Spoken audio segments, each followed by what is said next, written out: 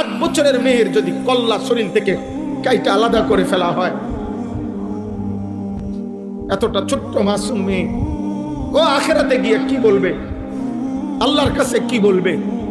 ওই ছোট্ট মেয়েটা যদি হাসরের ময়দানে দাঁড়ায়া আল্লাহকে বলে, আল্লাহ আমার জাতির এতগুলো মানুষ বেঁচে থাকতে আমি 8 বছরের মেয়ে আমার এভাবে মেরে ফেললো, আমার শরীরটা 2টা টুকরা করে ফেললো, তাহলে বলো আব্বা, বলো বলো ছেলেরা, তোমাদের বিবেকে যদি লাগে তোমাদের বোন আগামী দিনে নিরাপদ? প্রত্যেক মানব সন্তানের ভিতরে এই ছোট বাচ্চা ওইটা বুঝছে, ওই দেখছেন নি, ওই মোবাইল ধরে রাখছে, মানে সৃষ্টিগতভাবে গুনার প্রতি ঘৃণা। খোদার কসম এই কোরআন ধরে বলি, আল্লাহ মানুষের জন্মসূত্রে দিয়ে দিছিলেন, এই পরিবেশ নষ্ট করে দিয়েছে। আল্লাহ জন্মসূত্রে মানুষের বাচ্চার মধ্যে আল্লাহকে মানার যোগ্যতা দিয়েই পাঠাইছিলেন। কিন্তু আমরা আফসোস, আমরা সবাই মিলে আমাদের সমাজ ছেড়ে দিছি। আমরা, তোমরা বলো ভাই, তোমরা যারা 18 বছর 14 বছর 16 বছরের ছেলে, তোমরাই বলো, তোমাদের ছোট বোন আছে না কারো? তো তোমাদের বোন আগামী দিনে কেমনে নিরাপদ থাকবে বলো ভাই? সবাই মিলে যেভাবে তোমরা মোবাইলে পাগল হয়ে গেলা, সবাই যে যা পাইতেছো দেখতেছো, সবাই মনে করে চাচ্ছ সারা পৃথিবীর সব নারী, তোমার দেশের সব মহিলা উলঙ্গ হয়ে যাক, তুমি সবাইকে দেখতে চাচ্ছ, তাহলে আগামী দিনে তোমার বোন বাঁচবে কেমনে? তোমার কন্যা বাঁচবে কেমনে? আমারও তো 4.5 বছরের ছোট্ট মেয়ে আছে, আমার সে মেয়ে বড় হবে কোন সমাজে বলো? আগামী দিনে আল্লাহ চাহে তো, এখন তোমাদের যাদের বয়স 16 বছর 18 20 বছর, আল্লাহ যদি হায়াত দেয়, আমরা দোয়া করি আল্লাহ তোমাদেরকে হায়াত দিক, তো তোমরাও তো আব্বা আগামী 10 বছরের ব্যবধানে আল্লাহ দিলে ইনশাআল্লাহ তোমরা তো বিয়ে করবে। তো যে মেয়েটা বড় হইতেছে, আগামী দিনে তুমি যাকে বিবাহ করবে, ও যদি ইজ্জত নিয়ে বড় না হয়, সতীত্ব নিয়ে বড় না হয়, চরিত্র নিয়ে বড় না হয়, তো তুমি চরিত্রবান মেয়ে কোত্থেকে খুঁজাবে? তোমরা যে যাকে পাচ্ছ, যে যেখানে পাইতেছ, নারীর ছবি তুলতেছ, মেয়ের ছবি তুলতেছ, যে যাকে পাচ্ছ তারে ফুসলাইয়া প্রলোভন করে হারাম প্রেম ভালোবাসার নামে অশ্লীলতার মধ্যে ডুবাই দিতেছ। তা আগামী দিনে বাঁচবা কেমনে আব্বা? পবিত্র নারী মিলবে কিভাবে? মোবাইলের নারী আর ঘরের বিবাহিত স্ত্রী এক কথা না, দুইটা তো এক বিষয় না রে বাপ। বাঁচতে শিখো, বাঁচতে শিখো। আমরা বললাম এটা একক কোনো সরকারের দায়ী করলে হবে না, একটি দেশের সম্মিলিত জনগণ আমরা, ছোট বড় নাবালেগ বয়স্ক নারী পুরুষ, আমাদের প্রত্যেকের সচেতনতা, প্রত্যেকের সামষ্টিক প্রচেষ্টা আমাদের সমাজ থেকে এই মুহূর্তে বাংলাদেশে একেবারে মরণ ব্যাধি, একেবারে মহামারীর মতো ধর্ষণ এবং পরকীয়া বাংলাদেশের এই মুহূর্তে একেবারে চ্যালেঞ্জিং পর্যায়ে পৌঁছে গেছে, যা যদি এই মুহূর্তে নিয়ন্ত্রণ করা না হয়, আমার দেশের ভবিষ্যৎ পুরাপুরি অন্ধকার হয়ে যাবে, পুরাপুরি। এজন্য তোমরা প্রত্যেকটা যুবক যার যার জায়গা থেকে, আমরা আওয়ামী লীগ বিএনপি বুঝি না, আমরা জাতীয় পার্টি জামাত ইসলাম বুঝি না, আমরা বুঝি 18 কোটি বাংলাদেশের প্রত্যেকটা জনগণ বলতে হবে, দর্শকের বেবিচারীর নগদ বিচার চাই, নগদ শাস্তি চাই, আমরা নগদ বিচার হইতে হবে, নগদ। আজকে যদি প্রিয় ভাই শহীদ শরীফ উসমান হাদি থাকতো, তো দেখতা প্রতিবাদ কাকে বলে। ইমানদার চলে গেছে, সাহসী যুবক চলে গেছে, নয়তো দেখতা তুলপার হয়ে যাইত। আল্লাহ পাক আবার আমার দেশে তোমাদের মাঝ থেকে হাদির মতো সন্তান আল্লাহ কবুল করে নেন। দয়া করো, প্রত্যেকেই ফিকির করো, আখলাকের হেফাজত করো। আব্বা, তোমার মা আছে, তোমার বোন আছে, তোমার কন্যা আছে, তোমার স্বজন আছে। আমরা পারস্পরিক মানুষ, সামষ্টিক মানুষ,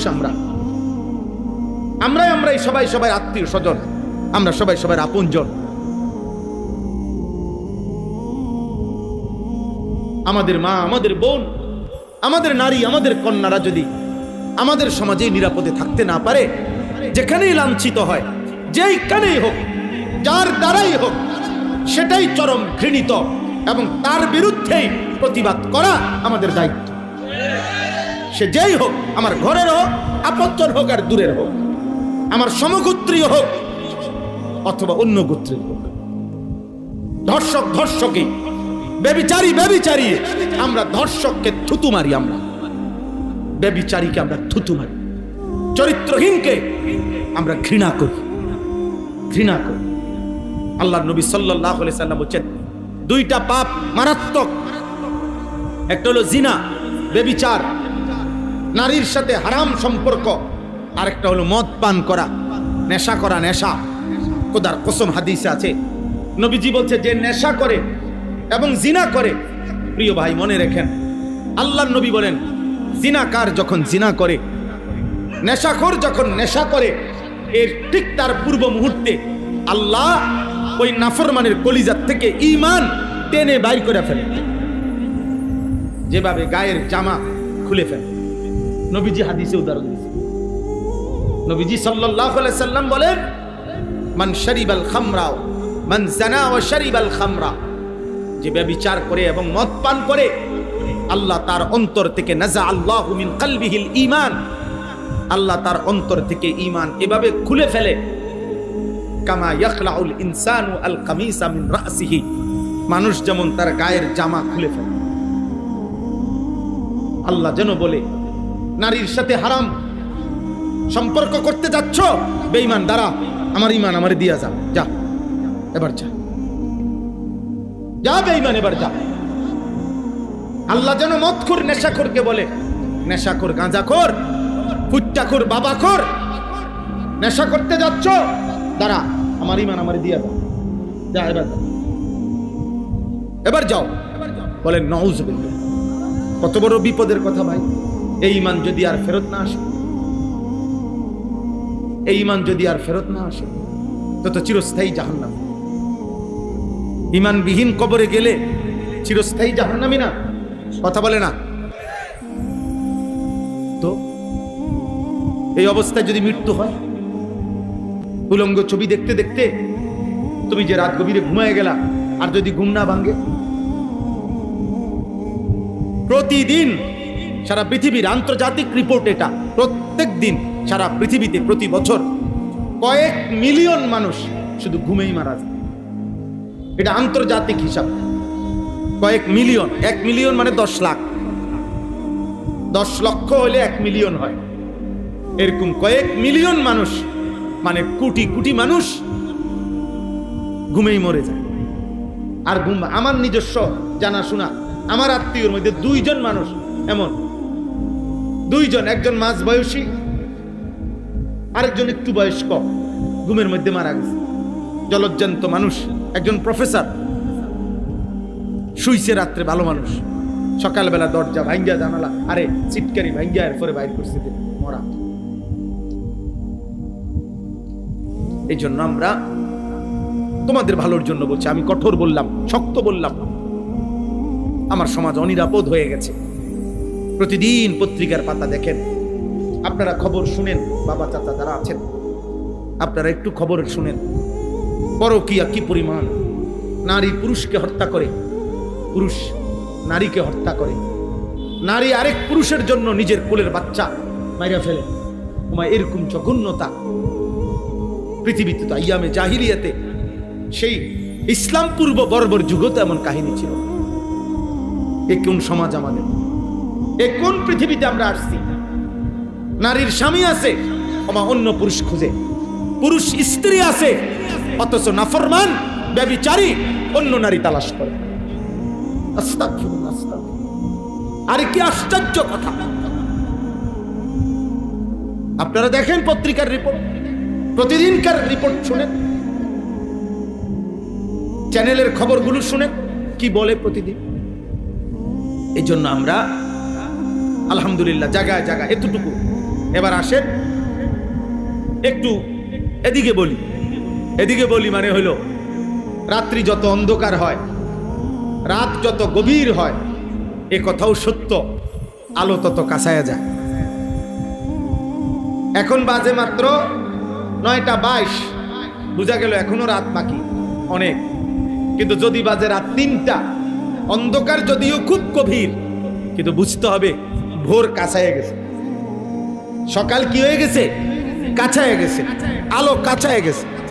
এই জন্য চরিত্রহীনতা, অসভ্যতা, মারামারি, খুনি, হত্যা, খুন, ধর্ষণ, ব্যভিচার, হারাম, নাফরমান, অশ্লীলতা, বেহায়াপনা, এটা যেমন খুব বেড়ে গেছে, বুঝা গেছে আরেক পিঠে আলো কাছায় গেছে। এজন্য আলহামদুলিল্লাহ সারা বাংলাদেশে এখন, সারা বাংলাদেশে গলিতে গলিতে গলিতে গলিতে আলহামদুলিল্লাহ আল্লাহর দয়ায় মুসলিম নওজোয়ান, এই 18-20 বছরের কিশোর যুবকরা ইসলামের দিকে, কোরআনের দিকে, ওয়াজ মাহফিল, নসিহত, আল্লাহর দ্বীনের দিকে ব্যাপকভাবে এগিয়ে আসছে। আলহামদুলিল্লাহ আলো কাছায় গেছে। কালকে আমি যেখানে মাহফিল করছি কুমিল্লা সদর দক্ষিণ, ওনারা আমারে দেখাইছে হুজুর ক্লাস 6, 7, 8, সর্বোচ্চ ক্লাস 8 পর্যন্ত পড়ে এই 3 ক্লাসের বাচ্চা প্রায় 25 থেকে 26 জন, ওরা এই মাহফিলটা সাজাইছে। মানে কালকে আমি যেন ওয়াজ করছি, কয়েছে হুজুর আমাদের সবচেয়ে বড় লিডার ক্লাস 8-এ। তাহলে বোঝা গেল আলো কাছায় গেছে, আলো কি কাছায় গেছে। আলহামদুলিল্লাহ প্রত্যেক জায়গায় সারা বাংলাদেশে আমরা, সেদিন আমি সিলেট ফজরের নামাজের পরে বাদ ফজর বয়ান করছি, এই 3-4 দিন আগে। আমরা একটা কাজ করি সারা বাংলাদেশে, ফজর ক্যাম্পেইনের কাজ করি, অর্থাৎ ফজরের নামাজে মুসল্লি বৃদ্ধির জন্য সারা বাংলাদেশে আমরা ফজরের মুসল্লি বৃদ্ধির জন্য প্রচারণা করি। কিশোর যুবকদের মাঝে ছেলেরা ফজর পড়বে, ফজরের নামাজই হবে। আমাদের বিজয় ফজরের নামাজে, কোরআন শরীফে আছে, সূরা বনী ইসরাইলের মধ্যে আছে ফজরের নামাজ বিজয়ের নামাজ, ফজরের নামাজ। এই জন্য ফজরের নামাজের অনেক ফজিলত। নবীজি সাল্লাল্লাহু আলাইহি সাল্লাম বলছে ফজরের নামাজ মুমিন আর মুনাফিকের পার্থক্য করে। কোন ব্যক্তি মুমিন না মুনাফিক, আল্লাহর কসমে কোরআন ধরে বললাম, নবীজির হাদিস মতে এটা প্রমাণ হয় কিভাবে? ফজরের নামাজে। নবীজি যাকে ফজরের নামাজে অনুপস্থিত দেখতেন তাকে মুনাফিক মনে করতেন। সাহাবায়ে কেরাম বলছেন আমরা নবীজির জামানায় যাকে আমরা ফজরের জামাতে না দেখতাম, খোদার কসম আসানা বিহিজ জান, হযরত আব্দুল্লাহ ইবনে ওমর বলেন আমরা তাকে ভাবতাম হয় রোগাক্রান্ত আর নয়তো মুনাফিক। লোকটি হয় অসুস্থ যার কারণে আসতে পারে নাই, আর নয়তো মুনাফিক। মুনাফিক মুনাফিক কোরআনুল কারীমে স্পষ্ট আছে মুনাফিকের ব্যাপারে। আল্লাহ বলছে মুনাফিক এমন, মূলতই সে আল্লাহর পথে আসতে চায় না। ওয়ালাউ আরাদুল খুরুজা লা আ'আদ্দু লাহু উদ্দা। আল্লাহ বলে সে যদি আসলে আমার পথে বের হইতে চাইতো তাহলে কিছু প্রস্তুতি নিত। মানে আসলে যদি সে ফজরের নামাজ পড়তে চাইতো তাহলে সে মোবাইলে অ্যালার্ম দিত, তাইলে সে অ্যালার্মওয়ালা ঘড়ি কিনতো, তাইলে তার আগে আগে ঘুমাইয়া যাইতো, তাইলে সে 1-2 সাথে পরামর্শ করত যে ভাই আমি কিভাবে উঠতে পারি। এই নিয়ে তার কোনো মানসিক প্রস্তুতি নাই, এটা তার কলজার ভিতরেও নাই। তাইলে আল্লাহ তাআলা বলছেন এটা মুনাফিকের চিহ্ন। ওয়ালাকিন কারিহাল্লাহুম বিআসাহুম ফাসাব্বাতাহুম ওয়া ক্বিলা কুদু মাআল কাঈদিন। আল্লাহ কোরআনে বলছে মূলত মুনাফিক এমন, আল্লাহই চায় না মুনাফিক ইমানদারের সুরত ধরুক। আল্লাহ বলেন আমি চাই না, মুনাফিক ঘৃণিত, এই জন্য আমি চাই না ওই আমার পথে আসুক, যা। এই জন্য আল্লাহই তখন তাকে বসাইয়া রাখে আর বলে উকউদু মাআল কাঈদিন। আমার যেই নাফরমান বান্দা আমার আল্লাহকে ভুলে বসে আছে জায়গায় জায়গায়, তুইও যা ওই নাফরমানদের সাথে বসে থাক, বাইরে যা হইতে থাক। কোরআন শরীফের আয়াত, কি সাংঘাতিক কথা দেখছি। এই জন্য তো বলতেছিলাম বাদ ফজর দেখছি যুবক সাইকেল দিয়া দিয়া ফজরের নামাজ জামাত ধরছে। পুরা 3 তালা মসজিদ সিলেট শহরে সদরে একটা বড় মসজিদে পুরা 3 তালা, 2 তালা, নিচতলা কানায় কানায় পূর্ণ ছিল। কারণ ওই মুসল্লিরা বলল যে হ্যাঁ হুজুর এটা ইনশাআল্লাহ আগামী দিনে এটা হবে ইনশাআল্লাহ, খুব দ্রুতই, খুব খুব দ্রুতই ইসলামের বিজয় হবে, চূড়ান্ত বিজয় হবে সেদিন। মুসলমানের জুম্মা আর ফজরের মুসল্লি বরাবর হবে যেদিন। নিয়ত করো ইনশাআল্লাহ, ইনশাআল্লাহ তোমার হাতে আগামী দিনের পতাকা উঠবে ইনশাআল্লাহ, কালিমার পতাকা, ইসলামের পতাকা ইনশাআল্লাহ। সারা পৃথিবী আড়মোড়া ভেঙে নতুন করে রেডি হচ্ছে। সারা পৃথিবী দুই ভাগ হয়ে যাচ্ছে, কুফর একদিকে, মোমেন একদিকে। আগামী দিনে চূড়ান্ত যুদ্ধ এমনই হবে। আল্লাহ আমাদেরকে বুঝ দান করেন, আল্লাহ আমাদেরকে বিবেক দান করেন, আল্লাহ তাআলা আমাদের এই ছেলেদেরকে আল্লাহর দিকে ফিরায়া দেন। আমি অনুরোধ করলাম, একটা ছেলেকে হলে বললাম, প্রিয় ভাই, আমার এটা ফিকির, আমার এটা চেষ্টা, আমার এটা আন্তরিক প্রচেষ্টা। আমি আর এখন কাউকে কোনো প্রতিপক্ষ মনে করি না, কাউকে না, কারো প্রতিপক্ষ আমার কোনো প্রতিপক্ষ মনে করি না। আমার আর কোনো প্রতিপক্ষতার দরকার নাই। আমি মনে করি আমাদের এই মুসলিম কিশোর যুবক নওজোয়ানরা আল্লাহর দিকে ফিরবে, 5 ওয়াক্ত নামাজ পড়বে, ফজরের নামাজ জামাতে পড়বে, আগামী দিনের ইসলামের পতাকা উড়াবে ইনশাআল্লাহ, ইনশাআল্লাহ। বলো ইনশাআল্লাহ, বলো নওজোয়ান ইনশাআল্লাহ। তোমরা চেষ্টা করো আব্বা, নষ্ট হইও না। নষ্ট হইলে কেউ মনে রাখবে না। পচে গেলে মানুষ ফেলে দিবে, আবর্জনা মানুষ ফেলে দেয়, পচা জিনিস মানুষ ফেলে দেয়, নষ্ট হয়ে গেলে মানুষ ফেলে দেয়। তুমি যদি চরিত্রহীন নারী দেখে দেখে, ছবি দেখে দেখে, অশ্লীল দৃশ্য দেখে দেখে, উলঙ্গ ছবি দেখে দেখে আব্বা শরীরটা, চরিত্রটা, আখলাকটা নষ্ট করে ফেলো, কেউ খবর নিবে না। 8 বছরের মেয়ের যদি কল্লা শরীর থেকে কাইটা আলাদা করে ফেলা হয়, এতটা ছোট্ট মাসুম মেয়ে, ও আখেরাতে গিয়ে কি বলবে, আল্লাহর কাছে কি বলবে? ওই ছোট্ট মেয়েটা যদি হাসরের ময়দানে দাঁড়ায়া আল্লাহকে বলে, আল্লাহ আমার জাতির এতগুলো মানুষ বেঁচে থাকতে আমি 8 বছরের মেয়ে আমার এইভাবে মেরে ফেললো, আমার শরীরটা 2টা টুকরা করে ফেললো, তাহলে বলো আব্বা, বলো ছেলেরা, তোমাদের বিবেকে যদি লাগে তোমাদের বোন আগামী দিনে নিরাপদ? প্রত্যেক মানব সন্তানের ভিতরে, এই ছোট বাচ্চা ওইটা বুঝছে, ওই দেখছেন নি, ওই মোবাইল ধরে রাখছে, মানে সৃষ্টিগতভাবে গুনার প্রতি ঘৃণা।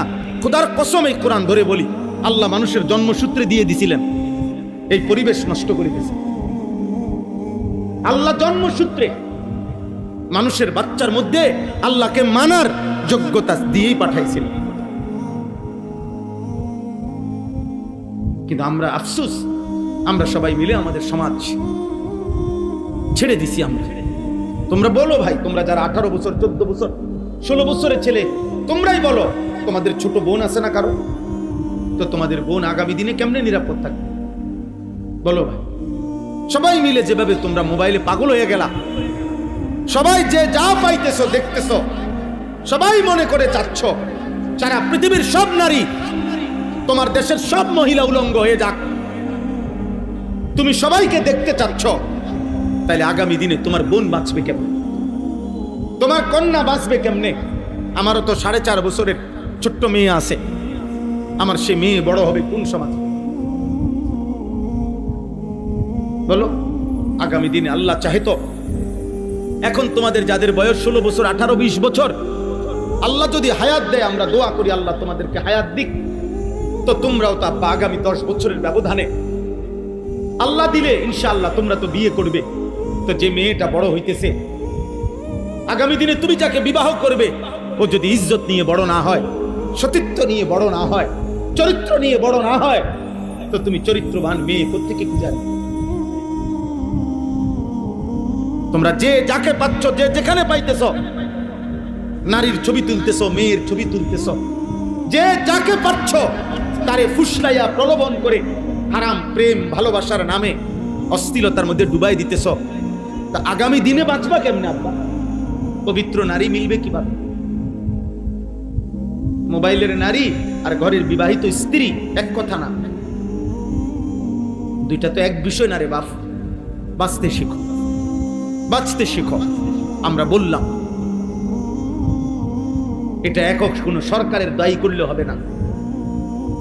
একটি দেশের সম্মিলিত জনগণ আমরা, ছোট বড় নাবালেগ, বয়স্ক নারী পুরুষ, আমাদের প্রত্যেকের প্রত্যেকের সচেতনতা, প্রত্যেকের সামষ্টিক প্রচেষ্টা আমাদের সমাজ থেকে এই মুহূর্তে বাংলাদেশে একেবারে মরণ ব্যাধি, একেবারে মহামারীর মতো ধর্ষণ এবং পরকীয়া বাংলাদেশের এই মুহূর্তে একেবারে চ্যালেঞ্জিং পর্যায়ে পৌঁছে গেছে, যা যদি এই মুহূর্তে নিয়ন্ত্রণ করা না হয় আমার দেশের ভবিষ্যৎ পুরাপুরি অন্ধকার হয়ে যাবে, পুরাপুরি।